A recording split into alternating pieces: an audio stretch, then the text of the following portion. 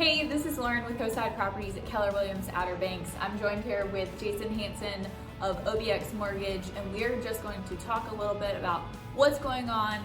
Everybody wants to know what's going on with interest rates nationally. How does that look? How is it affecting our buyers here? And Jason had given a great presentation to us recently, helping our agents learn a little bit about what's going on. So I asked him to share it with all of our buyers as well. Yeah, thank you so much for having me, Lauren. Essentially, interest rates right now are driven almost entirely by inflation data. So throughout the month, we have various data points that come out that will either show that inflation is on the rise or inflation is going down. And interest rates follow that because high inflation leads to higher interest rates. Low inflation leads to lower interest rates. A strong economy means higher interest rates. A weaker economy means lower interest rates. Since the new year, the main trend has been a stronger economy. We have not seen the economy slow as much as what the Fed wants it to do, and we've seen rates kind of follow that and climb up. A couple of the main data points that come out, one called the CPI, that's the Consumer Price Index. That's what the average consumer will pay for goods and services. So this is a monthly report, and since the new year, every time it's come out, including yesterday, it's come out higher than expected, which that directly relates to inflation. That means goods and services are more expensive than they were. And they're always predicted to be more expensive. Inflation will always occur, but it's the rate of inflation, and it's at a higher rate. Goods and services are increasing in cost at a higher rate than what the Fed and what the economy needs. So because yesterday the CPI data came out and was higher than expected, we saw interest rates go up. So, it's not like they're spiking, a full percent or anything like that, but it's a gradual increase. I would say on Friday, rates were at the high sixes, and now after the data yesterday, they're in the low sevens. If we continue to see data coming out that shows the rate of inflation is higher than expected, then we will continue to see interest rates to go up. The next big market mover, so there's two main data points that are driving interest rates. That's the CPI, and then the next is the Fed meeting on their interest rate decisions. Right. And they meet every 6 weeks, so 8 times a year. They're meeting again on March 20th to decide really whether they're gonna raise rates, whether they're gonna cut rates.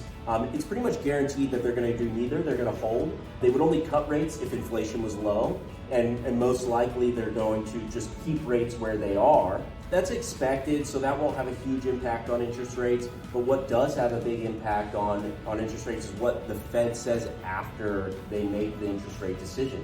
They meet and they may say, hey, the United States, we are not seeing inflation rates go down enough.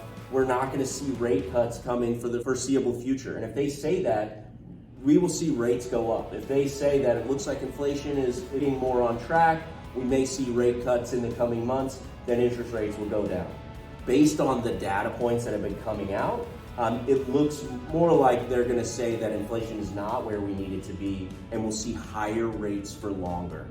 That should probably continue through bulk of 2024. I think the earliest we'll see the Fed actually cut rates is going to be at the end of this year, maybe the end of Q3, Q4 is when we could see rate cuts start to occur. And then they should, once they begin, they should continue through 2025. And so we'll really start to see lower interest rates probably by mid to late 2025. Okay, so you gave us in your presentation a segment of time that showed the fluctuation of the rates based on the CPI, and we were able to see where the Fed met and all of that.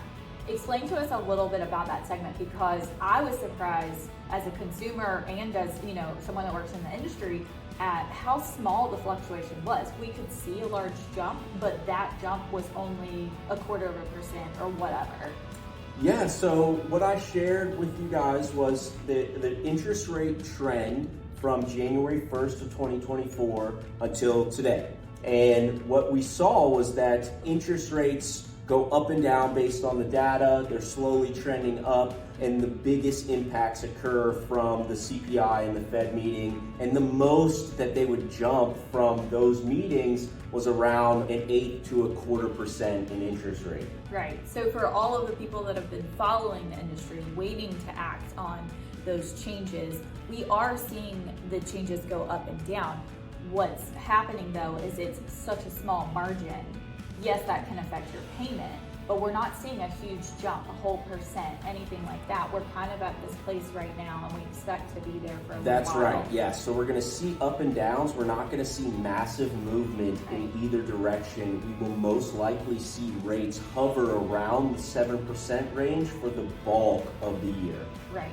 And so what is the housing market, what do we expect it to look like once that big jump happens? I mean, yeah, that's a great question. It's going to drive people into the market. Yeah. So there's a lot of people right now, a lot of potential buyers that are waiting. They're waiting for interest rates to go down. And when that does happen, once we get into the fives, we're going to see a major increase in buyers entering the market. It means a higher demand, which means home prices are going to go up. The only reason why home prices wouldn't go up is if inventory increases. Now, the reason why we have low inventory right now, one of the main reasons, is because in 2020, 2021, the interest rates were so low, everybody got a 2.5%, 3.5%, and they can afford to lose that interest rate. And when rates go into the fives, they're still not going to want to lose their 2.5% interest rate. So we're going to see an increase in demand, but we're not necessarily going to see the increase in supply or increase in volume of listings, which is going to create home prices to go up, right? Supply and demand. Exactly. There's not enough supply to meet the demand. We're going to see inflation on the home prices. Values are going to go up. Anybody that's buying now is going to have their home appreciate because home prices are going to increase. And yes, they're getting a higher rate now, but they're going to be able to refinance when those rates go down. And they won't have to deal with the competition that's going to cause, multiple offer scenarios and people settling for a home necessarily that they don't want, but they need because they can't compete in the market. Right. So we won't exactly be in that same situation that we were when rates were down really low at, in the 2s and 3s, but it will give us possibly a taste of that because we're going to see a lot more buyers entering the market. That's right. When rates go down, it's going to be a harder market on buyers. Right. So let's talk a little bit about what's happening in our current market, some of the problems that we're seeing with buyers, because there's all types of things that can affect a buyer's decision or their interest rate or how they're pre-approved or whatever. So I know that you've also have some solutions for those problems as well. So let's talk a little bit about that. Yeah, so we're seeing some trends on the Outer Banks market. We're seeing debt to income increase. So, average income goes up year over year. But with the massive increase in interest rates and home appreciation, we're seeing debt to income increase. And we're also seeing, and that's one of the main qualifications for getting a mortgage, right, is debt to income. We need debt to income to be under a certain threshold. We're also seeing an influx of last minute pre-approvals. So we're seeing a lot of people enter the market after they've been, at home looking at their computer, then they finally reach out to a real estate agent. On the Outer Banks, if you place an offer, the listing agent's not going to cater to that offer, and the seller's not going to cater to that offer unless you have a pre-approval to go along with it. Exactly. So if you've been at home looking at Zillow and then you finally see the perfect property and then reach out to a real estate agent, then that real estate agent's going to say, okay, get up with a lender and get pre-approved. Now, because debt to income's higher, there's less likely, it's a lower chance that your average buyer is going to be pre-approved, so it takes a little bit longer to get them pre-approved. Right. And one of the reasons, that is because we have to get creative with our solutions. So a lot of the things we do are using future income of the property if it's investment. If a borrower is self-employed, we'll use their business bank statements to show cash flow because a lot of times we can pull more income out of bank statements than we can out of tax returns. And those take a little bit longer to get done. So the point is, if you are thinking about entering the real estate market on the Outer Banks, talk to a real estate agent and get pre-approved from a lender out of the gate. That way, you know what your monthly payment's gonna be, you know what your out-of-pocket expenses are gonna be, you have a clear picture of what you should be shopping for, and when that right home hits the market, you're gonna be ready to act. Yeah, I really do love how your industry has come up with these solutions for buyers. We see that the interest rates are up, we see that the inventory is down, and that prices are being driven by both of those things. But there are creative ways to get financing. You can look at other factors. There's different programs that are available for assistance and stuff like that. So I think that it's really beneficial to buyers to know that information and to see that the industry is trying to work together with them to get them into these homes. Yeah, that's a great point. Every buyer has access to potentially hundreds of different programs for their particular situation. And if you don't look at all of those different options and have someone that's going to guide you towards what's going to be the lowest cost and the least risky product for your situation, you may end up with a subpar program. And so, getting all those options up front, whether it be to get you to qualify, we're going to pay off debt, or we're going to add a cosigner there, or first-time homebuyer programs where a grant is going to cover a portion of your down payment. There are so many options out there, and it just takes time and somebody that's willing to look at all of the options available to find the right one for your situation. Right, so ultimately, if a buyer's decided that they want to go ahead and purchase, we need to go ahead and talk to the lender, figure out exactly what your options are, figure out exactly what programs are available for you to put you in the best situation. So that way, when you're ready to present your offer, you can present a strong offer and compete with everyone else who's already done their homework and they're at the same place that you are. So, okay, so those sound like great solutions for our buyers that are running into those problems right now. I know that we have a lot of second home buyers in this market. You talked about a way that you guys have gotten creative for those buyers as well and helping with the financing. Can you tell us a little bit about that?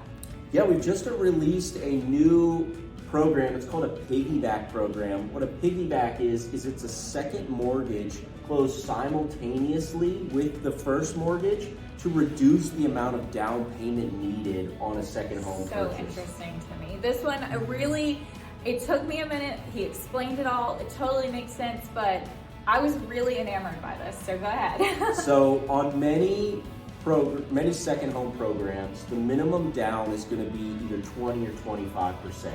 And sometimes the best rates are at 30% down. What this program is it's a HELOC closed simultaneously with your... What's a HELOC? Tell everybody. Yeah, a HELOC, we talk a different language sometimes. Great. Yeah, a HELOC is a home equity line of credit. Right. So it's essentially a lump of sum backed by the property that you can draw funds out of. And if you pay it back, it refills, much like a credit card. Right. So if you have a $100,000 HELOC and you pull out 50 grand of it and you pay that back, you now have 100 grand again that you can utilize. Okay, so you're able to piggyback that product on top of the mortgage at the same time to purchase the home. That's right. So if the minimum down payment is 25% on your second home mortgage, the HELOC is going to cover 10% of that. You're able to put down 15% as of your own cash. As opposed to 25%. So it's a great option to reduce the down payment funds. A lot of our properties are $1 million. Additional 5% is 50 grand. So being able to save that at closing can be make or break for a lot of our clients. So we're very excited to offer this program. Yeah, like I said, I was totally in awe of this whenever he introduced it to us. I think it's an amazing way to get you into a second home. Does it qualify for investment properties? No, it does not qualify for investment. So it's really good for primary home purchases. That would be in a jumbo territory because a lot of jumbo primary homes require 20% down, and then also second home purchases that would require 20 to 25% down. Yeah, and because of our price range, because of where some of our houses lie, over $1 million or whatever, so they fit into this category very well. Well, thank you so much for sharing all of this information. It is so wonderful for our buyers to understand what's happening in the market on, the economic scale of how these rates are driven, what's happening with inflation, and how that affects their purchase. Problems and solutions, guys.